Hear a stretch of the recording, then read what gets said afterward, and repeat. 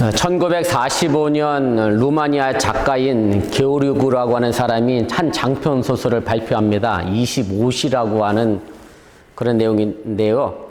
미국과 지금은 러시아가 됐습니다만 소련과의 강대국 사이에 끼어 있는 약소 민족의 고난과 운명을 묘사한 것으로 이 작품을 통해서 이제 게오르기는 유명해지게 되고 한국에서도 이 작품이 이제 소설과 영화로도 나오게 됐습니다.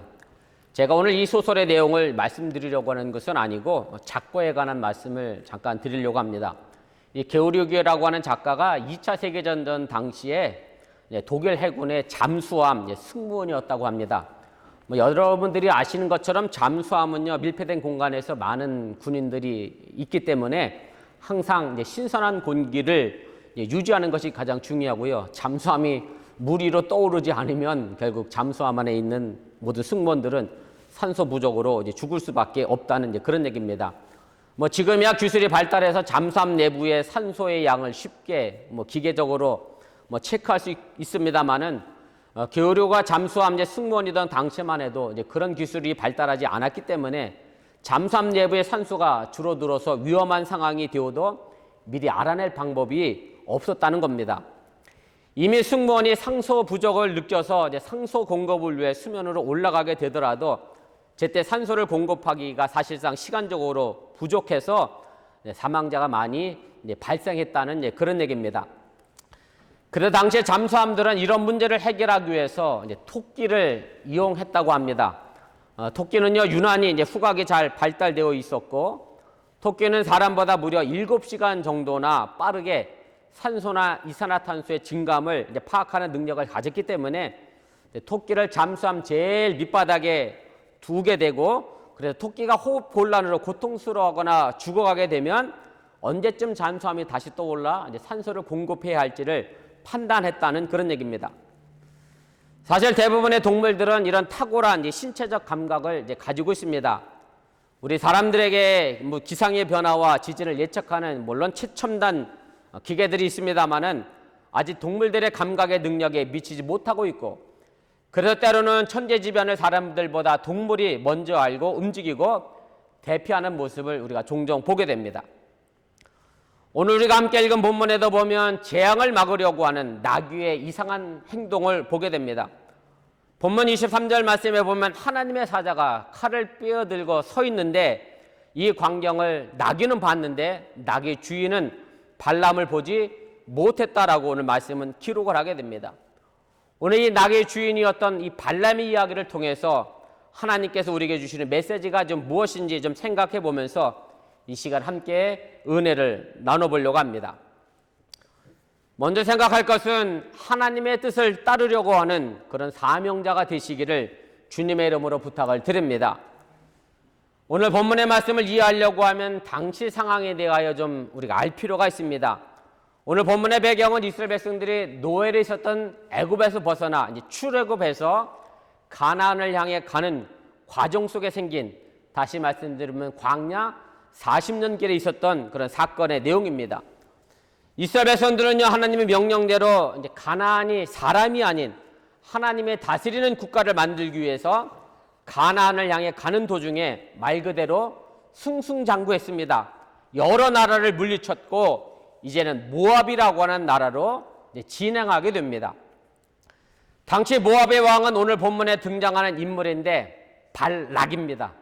발락과 발람이 같이 나와서 헷갈리시는데요. 잘 구별하시길 바라고, 발락이나 발람이나 또 이름이 비슷하다 보니 그 의미도 좀 비슷합니다. 발락이라고 하는 이 왕의 이름의 뜻은 약탈자 혹은 파괴자라고 하는 이름을 가지고 있고요. 그래서 이 이름을 통해서도 발락이라고 하는 이 모압 왕이 어떤 왕이었는지 우리가 쉽게 짐작을 할 수 있게 됩니다. 그런데 이런 나쁜 권력을 가진 이 발락은 이스라엘의 이제 파죽지세로 쳐들어오고 있는 상황에 대하여 상당히 두려움을 가지고 있었고, 그래서 이스라엘과 어떻게 싸워야 할 것인가를 오늘 이 모압의 장로들과 미디안의 장로들을 불러서 방법을 찾으려고 애를 쓰게 됩니다. 그리고 그 결과 이 발락 왕은 당시 아주 신통력이 있는 것으로 유명한 주술사인 본문의 주인공이죠, 발람이라고 하는 사람을 불러오게 됩니다. 그래서 오늘 이 발람은 그 말을 듣고 이제 발락에게 나아가는 것이 오늘 우리가 읽었던 본문 말씀의 그런 내용입니다. 이 부분에서 우리가 발람에 대해서도 좀 알 필요가 있습니다. 발람은요, 모압 사람입니다. 이방 민족이라고 하는 뜻이고요. 어찌 보면 하나님의 선지자라고 말하기가 좀 어려운 부분이 있습니다.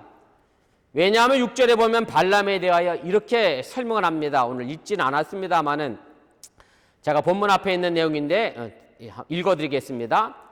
청하건대 와서 나를 위하여 이 백성을 저주하라. 내가 혹 그들을 쳐서 이겨 이 땅에서 몰아내리라. 그대가 복을 비는 자는 복을 받고 저주하는 자는 저주를 받을 줄을 내가 알미니라.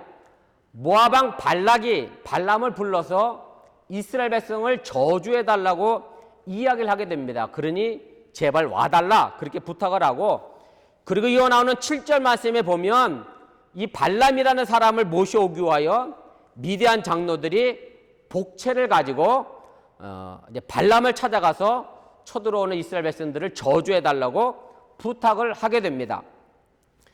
그래서 발람은 애초에 하나님의 선지자가 아니었다라고 하는 얘기입니다. 발람은요, 돈을 받고, 제가 지난주일 설교에도 잠시 언급을 했습니다마는 누구를 축복도 해주고 또 누구를 저주도 해주었던 그런 사람이고, 쉽게 말씀드리면 우리가 아는 대로 그냥 무당이라고 해도 틀리지 않는 그런 사람입니다. 그런데 오늘 이 무당의 본문에서는 하나님과 소통하고 대화하는 사람으로 등장을 하고 있고, 다시 말씀드려 하나님의 영에 감동된 사람이 되었다는 말씀입니다. 하나님의 영이 이방인 무당을 사로잡아 하나님의 말씀을 전하는 도구로 삼으셨다는 사실을 우리가 먼저 기억할 필요가 있습니다. 그리고 더 나아가면 하나님은 오늘 본문에 보면 별 볼 일 없는 말 그대로 하찮은 짐승인 나귀를 통해서도 하나님의 말씀을 전하고 있다고 하는 사실을 기억하시길 바랍니다.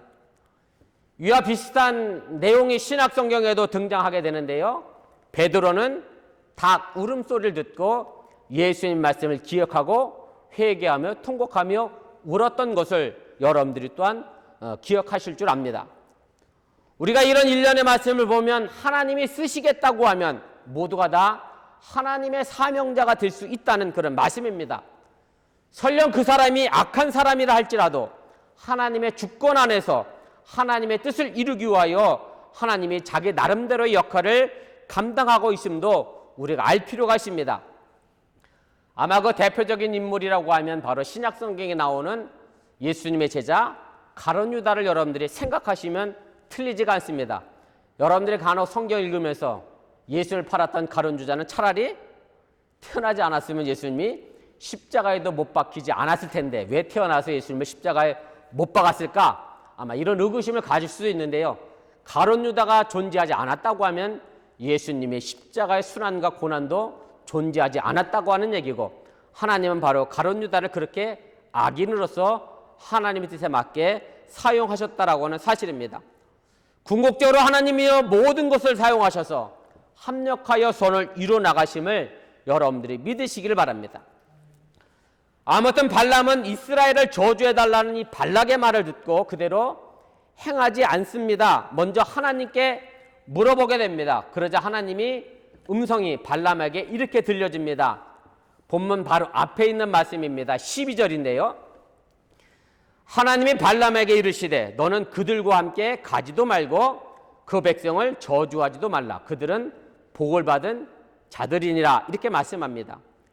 이에 발람은 하나님의 말씀을 듣고 다음날 발락이 보낸 장로들에게 내가 너희들을 따라 가지 않겠다 그렇게 말하게 됩니다. 그리고 장로들은 다시 모압 땅으로 발락 왕에게 되돌아가게 됩니다.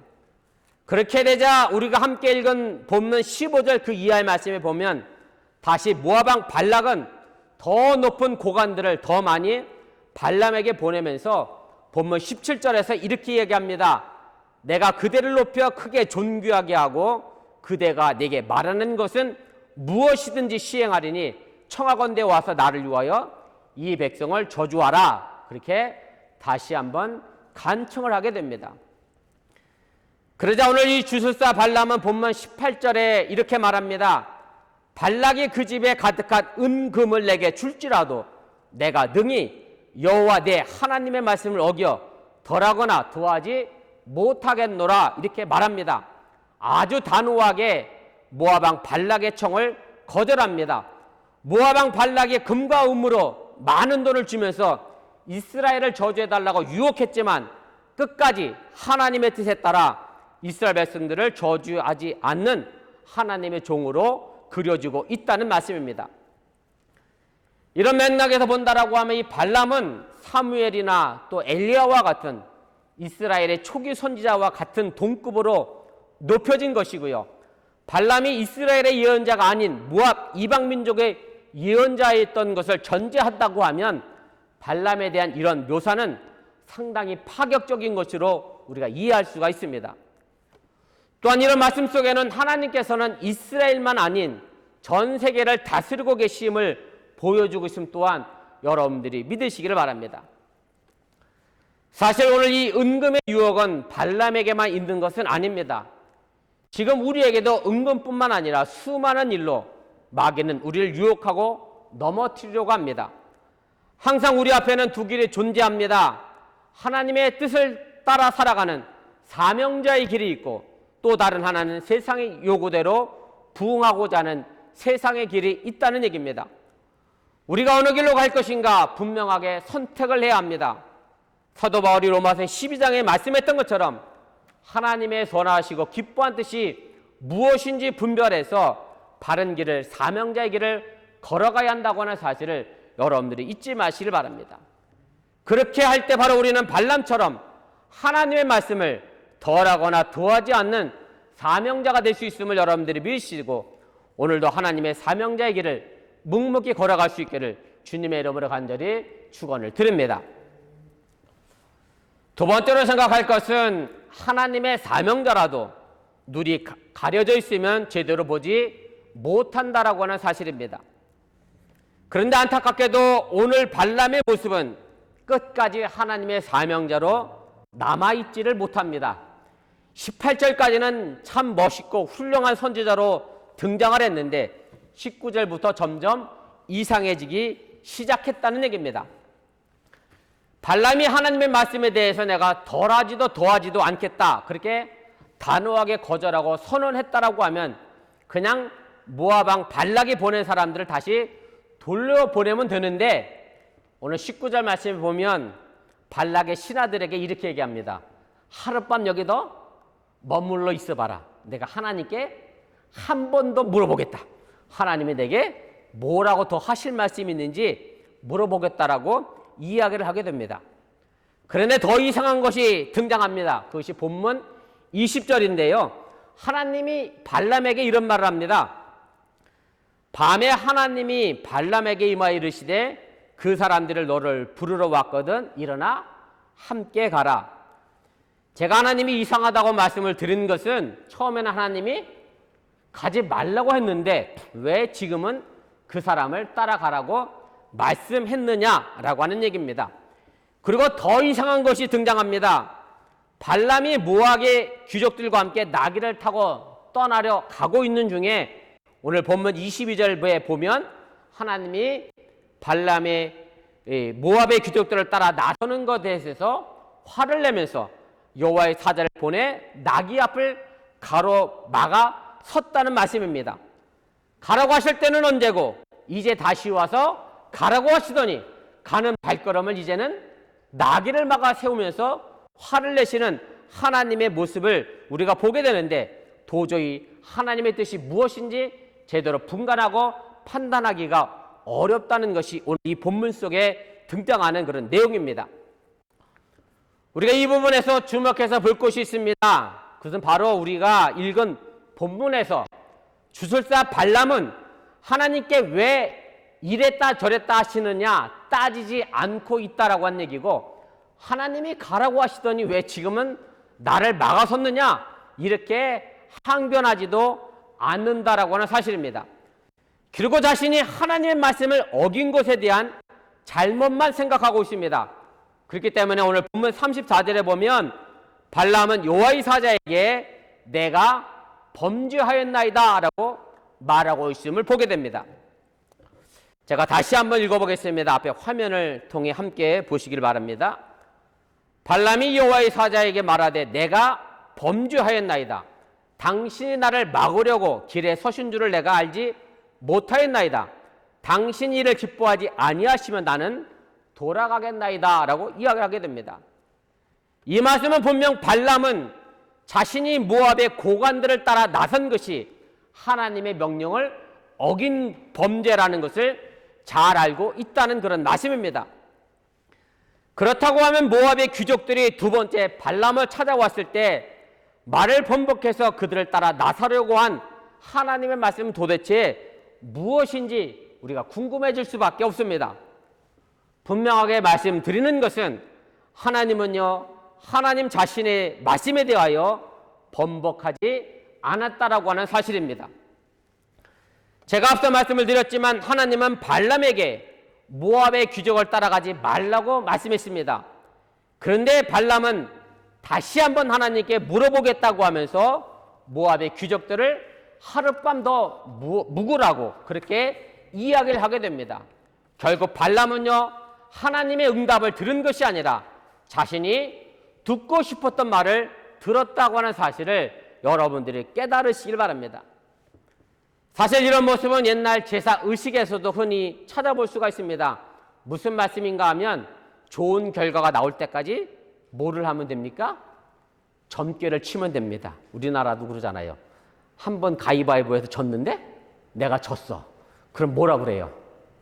야, 3-4번 해야 되지 않냐. 그 3번 해갖고 꼭 자기가 이긴 다음에 가위바위보를 끝내죠. 이게 일반적인 사람의 모습이고요. 저는 점집을 안 가봤는데 아마 점쟁이도 그럴 것 같아. 점괘가 좋을 때까지 계속 칠 것 같아. 그래서 사람 기분 좋게 해서 다시 내보낼 것 같은데요. 사실 이런 것이 옛날 고대 제사에서 일반적으로 있는 모습이고, 이제 발람이 모압의 귀족들을 따라 나서잖아요. 그리고 오늘 본문 말씀 다음에 보면 발락에게 가서 민수기 22장 41절 말씀부터 해서 24장 9절까지 있는 말씀의 내용인데, 이스라엘을 저주할 때까지 장소를 옮겨가면서 똑같은 제사 의식을 행하게 됩니다. 결국 물론 그 의도를 제대로 충족하지 못했습니다만은 그런 본문 말씀 속에서 우리가 이런 무한하게 반복하는 모습들을 우리가 보게 됩니다. 발람이 결국 모압의 귀족들을 따라가라는 하나님의 음성을 들은 것은 은금의 유혹에 넘어가서 자신의 욕심 때문에 만들어진 가짜 음성이었다고 하는 얘기고, 이것이 바로 하나님의 자신이 듣고 싶었던 음성이었다는 말씀입니다. 이 대답이 신약성경 유다서 1장 11절에 분명하게 등장하게 됩니다. 싹을 유하여 발람의 어그러진 길로 몰려갔으며 라는 말씀이 있습니다. 발람은요, 분명 싹을 유하여 어그러진 길로 잘못 갔다라고 말합니다. 발람은 대신 모압왕 발락이 오늘 본문 17절에 재현한 명예와 부를 갖고 싶었던 겁니다. 그래서 나귀도 보는 칼을 들고 있는 하나님의 사자를 보지 못했다는 말씀입니다. 지난주 혹시 뉴스에서 보신 분도 계실 수 있겠습니다만은 노무현 재단 이사장으로 있는 유시민 씨가 검찰에 대하여 사과를 했습니다. 이 사건은 1년 전으로 거슬러 올라가게 되는데요. 1년 전에 검찰의 유시민 이사장의 계좌 추적을 했다고 유시민 이사장이 이제 폭로를 하게 되면서 검찰과 이제 서로 논쟁을 이제 벌이게 됐는데, 검찰은 자신들이 계좌 추적을 하지 않았다라고 이제 주장을 했고요. 근데 일반적으로 금융기관이 수사기관이 계좌 추적을 하게 되면 1년 안에 수사기관이 내 통장을 계좌 추적했다 이렇게 알려줄 법적인 의무가 있대요. 근데 그게 1년이 지났어요. 그래서 1년이 지났는데도 금융기관이 유시민 이사장에게 아무런 통보를 하지 않았기 때문에 유시민 이사장이 내가 잘못 생각했다, 내가 잘못 제보를 받았다, 그래서 검찰에게 이제 미안하다 사과를 했는데, 물론 이제 그때 당시 검찰이 다시 유시민에게 1년 동안 그 문제 때문에 이렇게 파장이 컸기 때문에 가만히 있지 않겠다, 뭐 이런 뉴스가 지난주에 흘러나왔습니다. 근데 유시민 이사장이 사과하면서 한 말 가운데 이런 말이 있습니다. 제가 그대로 옮겼는데, 상대방을 악마화했고, 뭐 여기서 상대방은 이제 검찰이겠죠. 검찰 조직이고, 논리적 확증 평양에 빠졌다, 그렇게 인정하면서 이제 사과를 했습니다. 여기서 논리적 확증 편향이라고 하는 것은 이 심리학 용어입니다. 자신의 가치관에 맞는 정보만 취득하고 나머지는 무시하는 사고방식을 가지고 논리적 확증 편향이라는 말로, 발음도 안 되네요. 힘들고 어려운 단어를 사용합니다. 그냥 쉬운 말로 하면 우리가 아는 대로 아전인수입니다. 그냥 내가 편한 대로, 내게 유리한 대로 이야기하는 것이 바로 논리적 확증 편향이라고 이야기하는 것이고, 아무튼 유 이사장은 자신이 생각하고 싶은 대로 생각했다고 하는 얘기고, 상대방의 이야기는 전혀 들으려고 하지 않았기 때문에 이런 잘못을 범할 수밖에 없었다고 하는 얘기입니다. 우리가 하나님의 말씀을 대할 때도 이런 잘못을 저지르기가 너무 쉽다라고 하는 얘기입니다. 어느 말씀에 대해서는 내가 아멘하고 그렇게 받아들이고, 어느 말씀에 대해서는 나와 상관없는 말씀이라고 버리는 경우가 너무 많다라고 하는 얘기입니다. 우리가 사람들의 욕심이나 이기적인 생각을 가지고 성경을 바라보게 되면 성경도 이렇듯 잘못 이해하고 하나님의 말씀도 잘못 들을 수 있다는 말씀입니다. 나귀가 이상한 행동을 했을 때 발람은 지금 자기가 가고 있는 길이 잘못된 길임을 깨달아야 했습니다. 그런데 그걸 깨닫지 못하고 나귀만 채찍질로 실컷 두들겨 때렸다라고 하는 얘기입니다. 토끼가 잠수한 바닥에서 호흡을 못해 괴로워할 때, 그리고 죽어갈 때 잠수한 승무원들이 곧 숨을 쉬지 못할 것이라고 예측하는 것처럼 나귀의 이상한 행동을 보고 잘못을 깨달았어야 했는데 발람은 이것이 무슨 일인지 알지 못했고 앞에 서 있는 하나님의 사자가 칼을 들고 심판하는 것을 보지 못했다라고 하는 얘기입니다. 그럼 왜 발람은 이것을 보지 못했을까 하는 겁니다. 그것은 바로 발람의 마음의 눈이 멀었기 때문에 그렇습니다. 그저 싹을 더 주겠다고 하는 모압 왕의 말에 유혹되어 따라 나섰기 때문에 그에게 보이는 것은 높은 명예 많은 돈뿐이었고, 그래서 눈이 멀어 하나님의 사자를 보지 못했고 하나님의 음성도 잘못 들었다는 사실을 여러분들이 깨달으시길 바랍니다. 사실 이것은 발람만의 이야기는 아닙니다. 우리의 이야기입니다. 발람이라고 하는 이름의 뜻, 제가 발락하고 이름이 비슷하다고 그랬잖아요. 발람도 비슷한 뜻을 가지고 있습니다.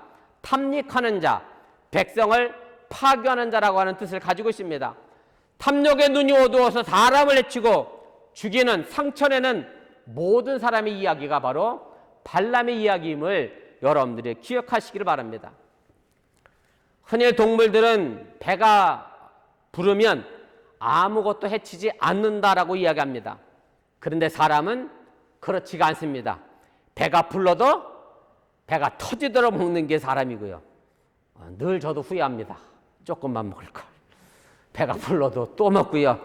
내가 살 만큼 가지고 있어도 더 많이 가지려고 하고, 그래서 사람도 해치는 나쁜 마음이 우리 마음속에 가득하다라고 하는 얘기입니다. 요즘 코로나 때문에 애매하게 욕먹는 사람이 하나 있습니다. 미국의 음모론자들이요, QAnon이 주장하는 얘기잖아요. 빌 게이츠가 코로나 바이러스를 퍼뜨려서 세계를 지배하려고 하고 통제하려고 한다 그러면서 빌 게이츠가 돈을 많이 더 벌게 하려고 코로나 바이러스를 퍼뜨렸다라고 말 그대로 음모를 퍼뜨렸는데요. 이 빌 게이츠라고 하는 사람이 한 말 가운데 이런 말이 있습니다. 닥칠 미래의 급박한 문제는 더 이상 바이러스의 문제는 아니라, 이렇게 얘기하면서 환경과 기후변화가 우리 인류를 더 위험하게 만들 것이라고 예측을 했습니다. 여러분들이 아시는 것처럼 북극의 빙하가 지금 마구마구 녹아내리는 현실을 우리가 맞이하고 있는데, 결국 사람들이 문명화라고 하는 이기적인 생각을 가지고 자연을 마구잡이로 개발한 탓이고요. 눈앞에 보이는 이익만을 쫓아가다가는 결국 인류 전체가 멸망할 수밖에 없음을 보여주는 지표가 바로 북극의 눈물이라고 하는, 북극의 얼음이 녹아내리는 그런 것이라고 저는 생각을 하게 됩니다. 우리는 지금도 발람처럼 눈앞에 돈과 권력에 급한 나머지 다가오는 재앙을 보지 못하고 있음을 깨달아야 합니다. 그래야 하나님의 사명자로서 하나님 말씀을 제대로 들을 수가 있습니다. 가지 말라고 했는데 가라고 듣지 마시기를 바라고요. 가라고 했는데 가지 말라고도 듣지 마시기를 바라고, 내 마음에 있는 욕심과 세상의 생각을 걷어내고 하나님의 음성을 제대로 들을 수 있기를 주님의 이름으로 축원을 드립니다. 세 번째로는 하나님의 말씀을 통해 미래를 보는 성도들이 되시기를 바랍니다.